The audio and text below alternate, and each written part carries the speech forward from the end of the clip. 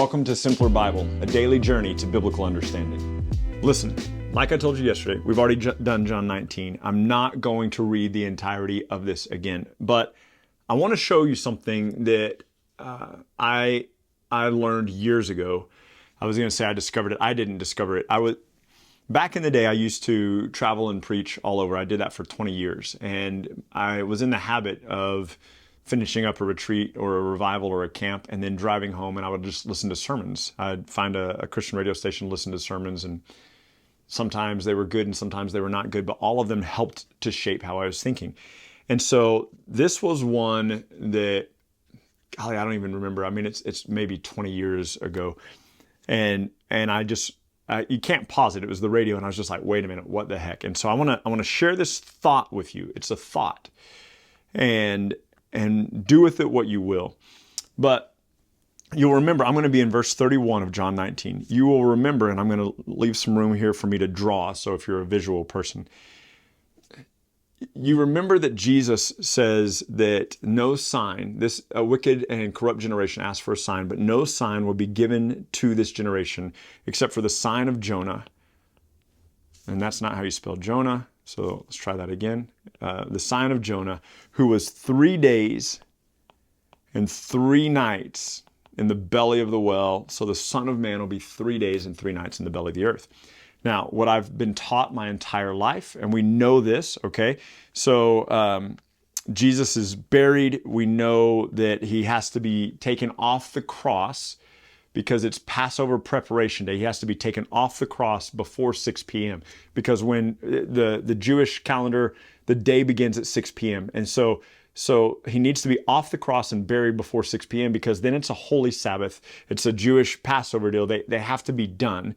And then we also know that the ladies come and anoint his body after the Sabbath on the first day of the week. So the Sabbath is, what we're going to do is we call it Good Friday, and here's what we do. We say he was on the cross. We know he was on the cross for 6 hours before he died. So 9 a.m., we know that, to 3 p.m., 6 hours, and then he dies, and then he's buried between 3 and 6 p.m., okay? And then the Sabbath begins at 6 p.m., so that's the Sabbath. And it's going to go from 6 p.m. to 5:59 p.m. the next day, which is the first day of the week, which is Sunday, okay? Or what we're calling Sunday. All right. So what we do is we say, look, he was in there 3 days and 3 nights. And so this is from 6 p.m. and it says very early in the morning while it was still dark, they went to anoint him, and so let's just say to 5 a.m., all right? So what we do typically is people go, well, here's one day, 9 to 3 p.m., and then 3 to 6 p.m. is kind of one night, and then with the Sabbath, you have one day and one night because it was a full 24-hour period, and then you have like 6 p.m. to midnight, and that's counted as night. And then you have, 5 a.m., that's counted as day. And what people do is they say, and I'm not saying that they're wrong, but what people will do is they'll say, even if you only had 1 hour on a day, the Jews will call it a day and a night. That's what they'll do. They'll call the entire thing a day and a night.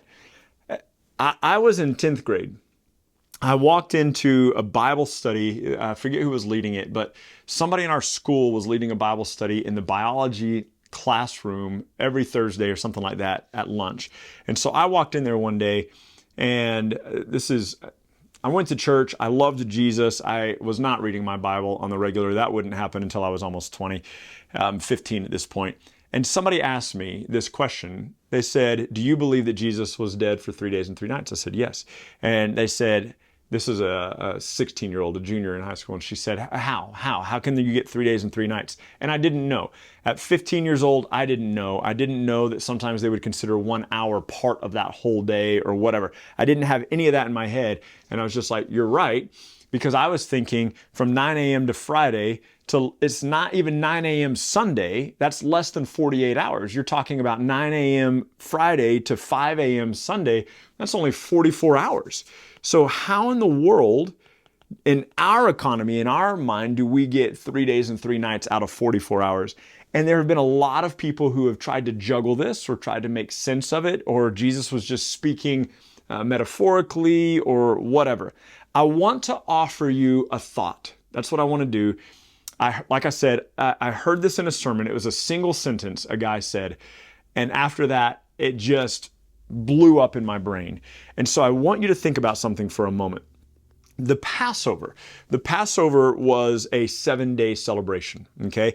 We remember the Passover from Exodus 12. The people were preparing for the Passover on the 14th day of the month. That's when they killed the lamb and they put the blood on the door. And then that evening would have begun the 15th day, okay? The 15th day. And the Passover went on for 7 days. So 15, 16, 17, 18, 19, 20, 21. So it went on for 7 days, the Passover celebration. And you had, at the beginning of that, you had a Sabbath rest. It starts with a Sabbath rest because you're preparing for the Passover, and it ends with a Sabbath rest. So here's the thing. When we think about the Sabbath, remember, it says, the Bible says that the ladies came on the morning after the Sabbath on the first day of the week. So in the Jewish culture, and you might not remember this, it's been a while since we've done this, but in the Jewish culture, there was the weekly Sabbath, okay? So you have a weekly Sabbath, and if you are listening to this, I highly encourage you to try to look at my notes later. It will be helpful for you, I think, but this will also be in the blog. There's the weekly Sabbath, okay? It is the first day of the week. That happens every week, first day of the week. And then there are also other Sabbaths. So there's the Passover Sabbath. There's 2 of those. There's the Day of Atonement, which is a Sabbath. There's the Feast of Booths, which has 2 Sabbaths associated with it. And here's the thing. From the Jewish calendar, it was a 30-day calendar. So the first day of the week, every week is a Sabbath. But the 15th day of the month, which is the beginning of the Passover, is also a Sabbath. And sometimes that 15th day of the month would be, for our purposes, on a Monday. Sometimes it'd be on a Tuesday. Sometimes it'd be on a Wednesday. Sometimes it would fall on the same Sabbath day. It would fall on the special Sabbath day or the weekly Sabbath day. But the 15th day of the month from year to year, it's just like your birthday. Your birthday is not on the same day every year. So the Passover celebration, it's why Easter moves for us every year, because we're following the Jewish calendar on that. So the 15th day of the month would have been a Passover. And so here's what I want to pose to you. I want you to look at this. Listen very carefully to John 19:31. And this is all he said. He read this verse and said it was a special Sabbath. And I went, oh, crud. And I had missed this for years. Listen to this. This is John 19:31. It says, since it was the day of preparation, and so that the bodies would not remain on the cross on the Sabbath, for that Sabbath was a high day. For that Sabbath was a high day, a high Sabbath, or a special Sabbath, some of your translations will say. The Jews asked Pilate that their legs might be broken and they would be taken away. So this is not the weekly Sabbath. This is the high Sabbath. It is the Sabbath associated with the 15th day of the first month. It is the high Sabbath. Now, we know that the ladies came on after the Sabbath, after the weekly Sabbath. So then you have your weekly Sabbath, and then you have the first day of the week, okay, which is Sunday. We're just going to call it Sunday, all right, for our purposes. And so the high Sabbath, which is the Passover Sabbath, the 15th day of the month, and then your weekly Sabbath. Sometimes that would be a Monday and a Sunday. Sometimes it'd be a Tuesday and a Sunday. The weekly Sabbath is Friday night sundown to Saturday night sundown. So sometimes we're just going to call it Saturday. So sometimes it would be Saturday and Monday. Sometimes it would be Saturday and Tuesday. Sometimes it would be Friday and Saturday. You'd have 2 Sabbaths backed up to each other. If there had been a break between the high Sabbath and the weekly Sabbath, the women would have come and anointed Jesus' body on that day if they had had a day in between where they could have done that. But they don't, because they have to have them off the cross in time by 6 o'clock and buried by 6 o'clock, because it's the high Sabbath. And then I propose that there is the regular weekly Sabbath, and then there's the first day of the week. And so we all say Good Friday. It's the tradition. I'm fine with that. It doesn't bug me when people say that. I'm wondering if, however, we have forgotten that the Passover, and you're going to have to go back and read Exodus 12, but I'm wondering if we've forgotten that the Passover itself comes with its own Sabbath day. So when we read that they had to bury his body, they had to get him off the cross because that day was a high Sabbath, we automatically think weekly Sabbath because we don't understand the Jewish perspective of the day of the Passover Sabbath. And so what if, all I'm asking is, what if there was the Passover Sabbath and then the weekly Sabbath and then the first day of the week? And now you say, instead of Good Thursday, it might have been Good Friday. Instead of Good Friday, it might have been Good Thursday. He is on the cross from what we're going to call 3 to 9. Sorry, I have that backwards. So I'll scratch that out. That'll be faster. From 9 to 3 on Thursday. And then he's buried between 3 and 6 on Thursday. And then Friday, you have the high Sabbath, right? And then on Saturday, you have the weekly Sabbath. Let me give myself a little bit more room. You have the weekly Sabbath.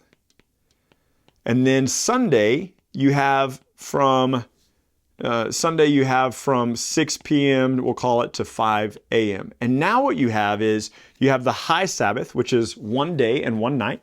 You have the weekly Sabbath, which is 1 day and 1 night. You have Thursday, which is 1 day, and you have Sunday, which is 1 night, giving you a total of what? 3 days and 3 nights. And so now you have this span that's much closer to 72 hours. It's about 68 hours now, because we have overlooked the fact that there is a Passover Sabbath. And is it possible that the Passover Sabbath was on the exact same day as the weekly Sabbath, and it really was just 44 hours and we're counting 1 hour here? That's incredibly possible. Is it possible that there was the high Sabbath, a day off in between, and then the weekly Sabbath? Not at all, because the women would have come and anointed the body on the first day they were able to anoint the body. That was their priority.